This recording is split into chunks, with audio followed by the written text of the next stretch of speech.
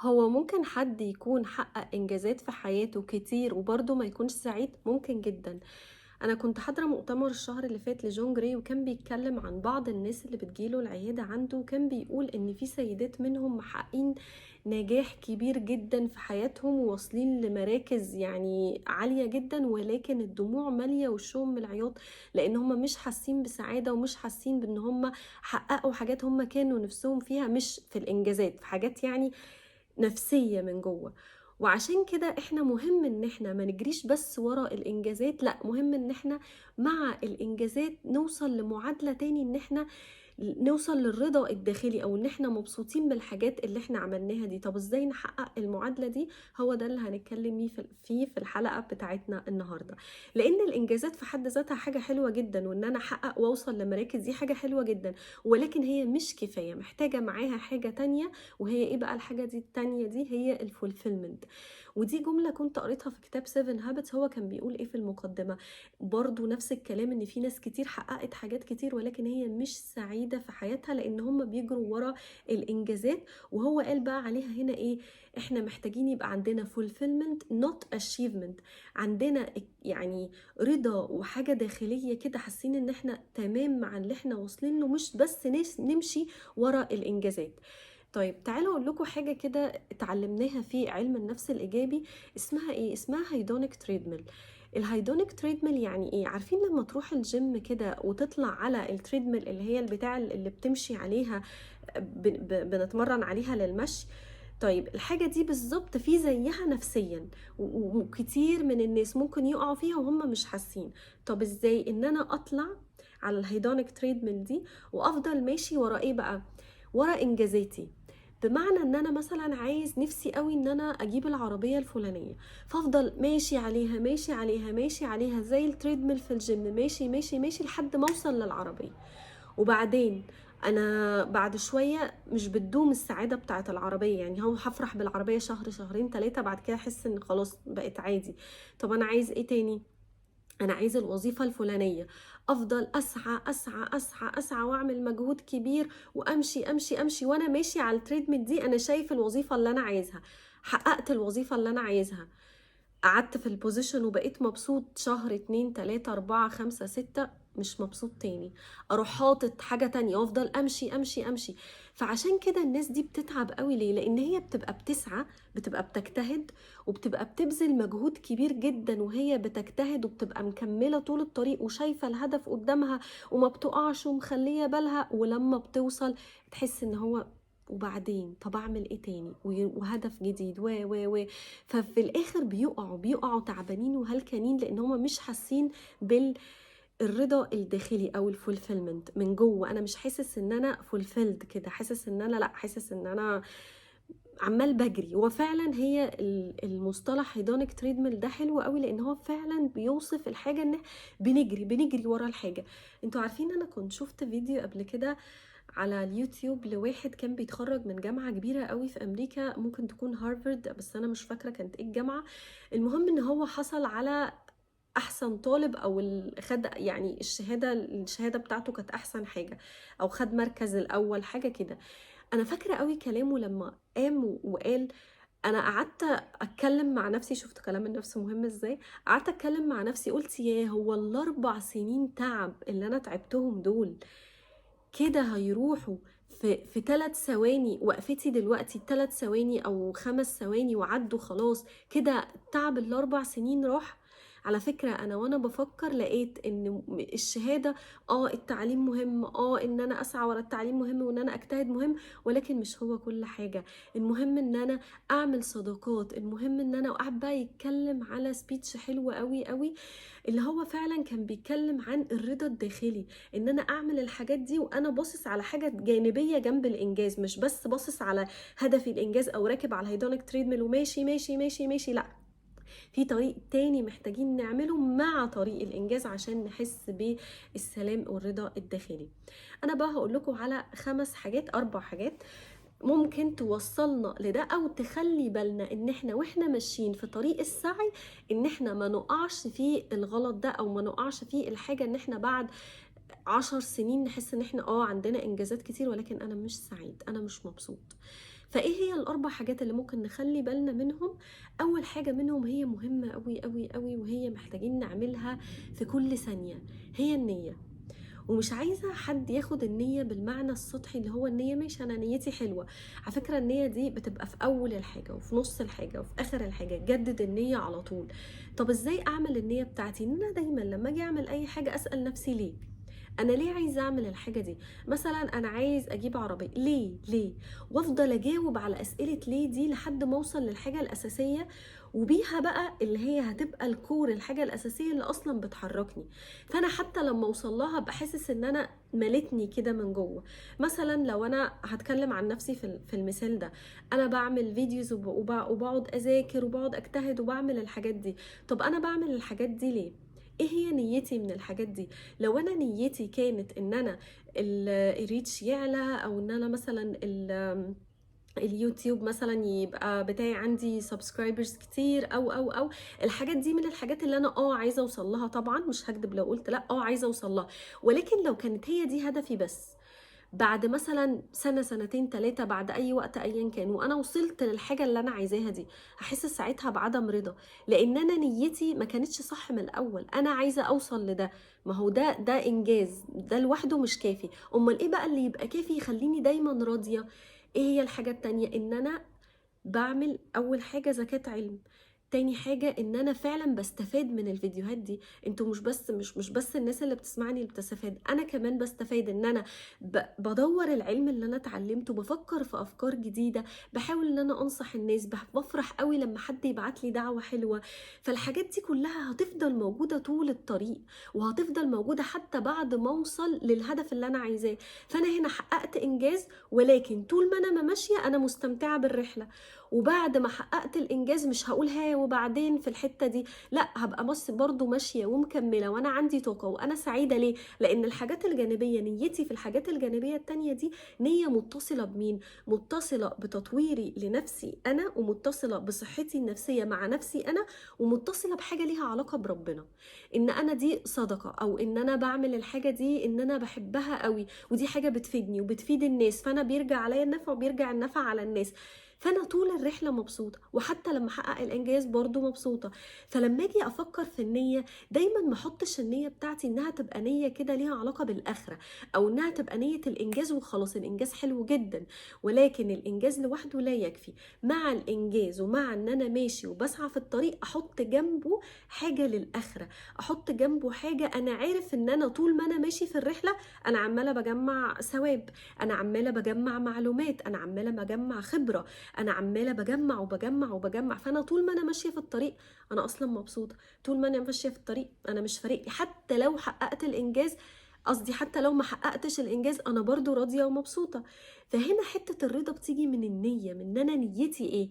فطول ما انا ماشيه، لو انا مظبطه نيتي على داخل، على نفسيتي من جوه، وعلى تطويري لذاتي من جوه، وعلى ربنا مع الانجاز، ده مفيش احسن منها معادله. فياريت ان انتوا كمان تعملوا الحاجه دي. لان انا مثلا لو كان هو ده نيتي، وصلت للي انا عايزاه، بعد كده هعمل ايه؟ بعد كده هعمل ايه؟ لان على فكره مش زي ما من الناس ما بتقول، او ده وجهه نظري يعني الشخصيه، ان انا احط النيه ان انا احقق الهدف اللي انا عايزه اوصل له. مثلا ان انا عايزه اوصل لسبسكرايبرز كتير، فانا احط الهدف اللي انا عايزه اوصل له ده، وافضل بقى اسعى للهدف واعمل. عشان انت وانت ماشي بتركب على العربيه الطريق اللي انت عايز توصل له، فلو انت ما وصلتوش للطريق هتقعد تلف وبعدين مش عارف ايه. ماشي، كل الكلام ده حلو وجميل جدا، وفي الاخر هوصل للهدف. بس بعد ما وصلت للهدف، بس طول الرحله وانا ماشي للهدف، بس افرض ما وصلتش للهدف، افرض انا سعيت وبذلت اقصى ما بوسعي، وفضل عندي برضو نفس عدد السبسكرايبرز ما زادوش ولا حاجه، طب هعمل ايه؟ هدخل الاحباط، هدخل الندم، هقف وهبطل سعي. لان انا كانت هدفي الوحيد كان الانجاز. فلو الانجاز جه انا مش هبقى راضي، لان انا هبقى عايز حاجه غيره. ولو الانجاز ما جاش انا هاحبط وهزعل وهبطل سعي. فاذا اللي هيحقق لي الانجاز ويخليني راضي وسعيد بيه ويخليني مبسوط، ان انا اربطه بقيمه داخليه تخصني انا، وبحاجه ليها علاقه بربنا. انا عارفه ان انا عدت الكلام، وعارفه ان انا زودت في الحته دي، لانها والله هتفرق جدا. واسالوا مجرب يعني، لانها فارقه معايا انا. ودايما دايما لما بتربط نيتك بربنا وبتطويرك لنفسك بتحس ان انت كده كده مستفيد. انا كده كده مستفيدة دنيا ومستفيدة اخرة، والله الانجاز جه الحمد لله اتبسط جدا، الانجاز ما جاش شكرا، انا كده كده مبسوطة الحمد لله. فدي كانت اول حاجة، النية. والله لو اتظبطت كل حاجة في الدنيا هتتظبط معاها. تاني حاجة هي ايه بقى؟ خطأ من أخطاء التفكير اسمه all or nothing، أو اللي هو black and white thinking. وده بصراحة بلاقيه كتير قوي في السيشنز. الناس بيبقى عندها يا يبقى عندي كل حاجة، يا ما يبقاش يا ما يبقاش ولا حاجة خالص، يبقى أنا ولا حاجة خالص. زي مثلا البنات اللي كانوا بيروحوا لجون جراي وبيعملوا معاه سيشنز، هي بتبقى عاملة حاجات كتير في حياتها، ولكن هي بصة على حتة مثلا إن في السيشنز بتاعتهم إن هي ما عندهاش شريك حياة أو شريك حياتها مش كويس، بصة بس على الحتة دي. فبالتالي اللي باصص ومركز على الحتة دي خلاص كل حياته بعد كده مش هيحس بقيمتها، لان انا عايزه كل حاجه في الدنيا. انا عايزه ابقى ناجحه، وعايزه ابقى شاطره، وعايزه ابقى ست بيت مش عارف ايه، وعايزه وعايزه وعايزه وعايزه وعايزه وعايزه 10 حاجات. فلو جالي ال10 حاجات وحاجه واحده ما جاتش، الغي بقى فرحتي بال10 حاجات وخلاص، انا ما عنديش حاجه، انا مش عارف ايه، انا كذا. لا، دايما دايما راقب حديثي الداخلي. هل انا باصص على ان انا يا اما يبقى عندي كل حاجه يا اما ما يبقاش عندي ولا حاجه؟ ودي على فكره خطأ من اخطاء حاجات تاني ممكن ما تحسسناش بالرضا في حياتنا. ان احنا مثلا لو انا هعمل دايت، يا اما اعمله 100% صح يا اما ما اعملوش خالص. لو انا مثلا هاكل ولادي حاجه معينه، يا اما اكلهم طول الاسبوع حلو يا اما ما اكلهمش غلط خالص.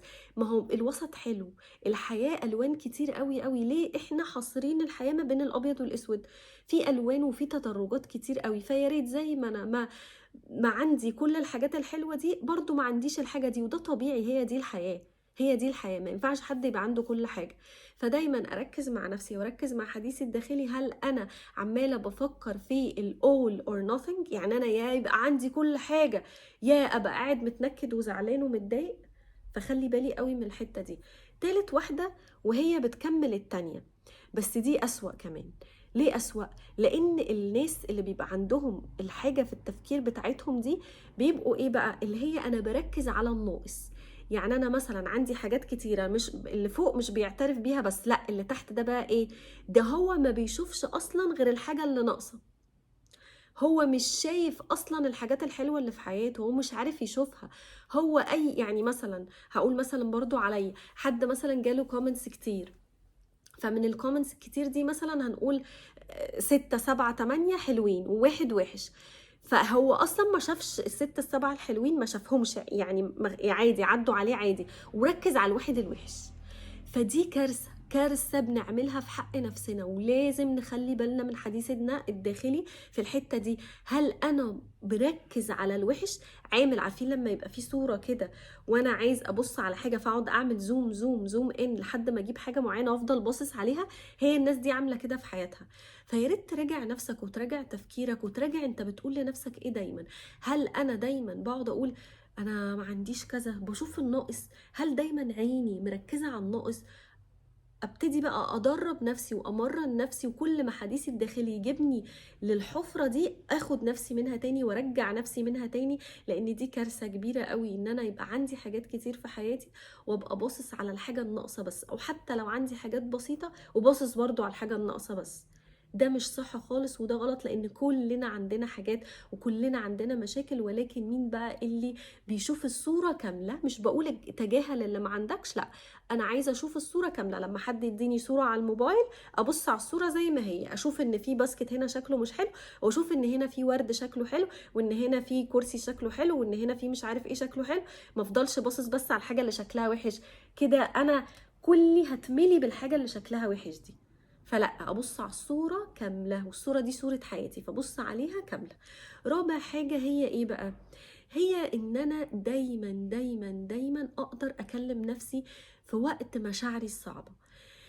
ليه بقى؟ لان انا لو انا شتت نفسي عن مشاعري، لو انا تجاهلت مشاعري، لو انا قعدت اعدي مشاعري، كل دي بتتراكم تتراكم تتراكم وبعدين بتنفجر في الاخر.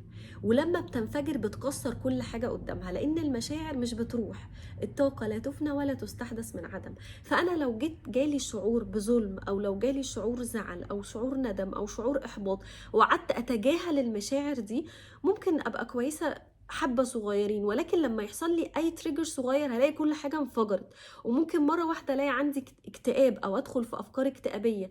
طب ليه؟ ما انا اول باول اول باول اول باول اظبط اي حاجة. عارفين ست البيت الشاطرة اللي تبقى قاعدة في بيتها، كل ما يجي يحصل اي حاجة تروقها وتنظفها وتظبطها، فبيتها تدخل تحسه نظيف ومريح نفسيا، مش حد بيته مكركب وعامل اوضه بقى وعمال يرمي فيها يرمي فيها يرمي فيها.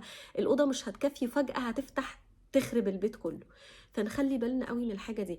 اعرف اكلم نفسي وقت الاحباط، اعرف اكلم نفسي وقت الندم، اعرف اكلم نفسي وقت ان انا لما اكون مظلومه وما اكون متضايقه، اعرف ان انا اتعامل مع مشاعري واحس بيها واقدرها واطبطب على نفسي واقول لي معلش.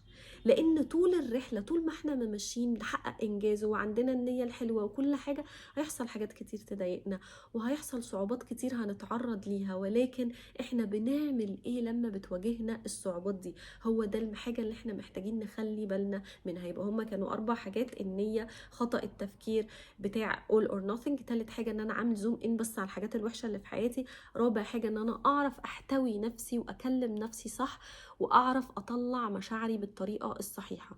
انا عامله موضوع عن الموضوع المشاعر ده بس، ولكن في شعور واحد بس اللي هو الالم، لان احنا كلنا بيبقى عندنا صعوبات كتير في حياتنا، فالصعوبات دي بيترتب عليها ألم كده داخلي بنحس بيه، ولكن في مننا كتير مش بيقدر يتعامل معاه، بيبقى صعب عليه قوي. وكمان يعني ممكن حتى لو تجاهله بيزيد وبيزيد اكتر وبيتعب اكتر. فانا عامله وركشوب مجاني ما فيهوش يعني من غير اي حاجه، عشان هنقعد نتكلم عن ايه؟ هنتكلم عن الالم، هنتكلم عن طريقه تعاملنا مع الالم، هنتكلم عن احنا ازاي ممكن ان احنا نستفيد من الالم، وايه هي المزايا بتاعه الالم، لان الالم ليه مزايا، وازاي اصلا نحس بيه، وحاجات كتيره قوي في وركشوب هعمله. اللي محتاج ان هو يحضر معايا، هو ان شاء الله هيبقى يوم الثلاثاء اللي جاي يوم 22، اللي محتاج يحضر معايا يكتب لي كومنت في اللينك وانا هبعت له، يكتب لي كومنت وانا هبعت له اللينك عشان يسجل اسمه، ونشوفكم واشوفكم على خير لايف يوم الثلاث ان شاء الله في على زوم. واللي عنده اي سؤال عن الالم او عن حديث النفس يبقى يساله لي ان شاء الله، واشوفكم على خير بقى. لو حضرتوا السيشن هشوفكم لايف، ولو ما حضرتوش يبقى اشوفكم الفيديو الجاي ان شاء الله.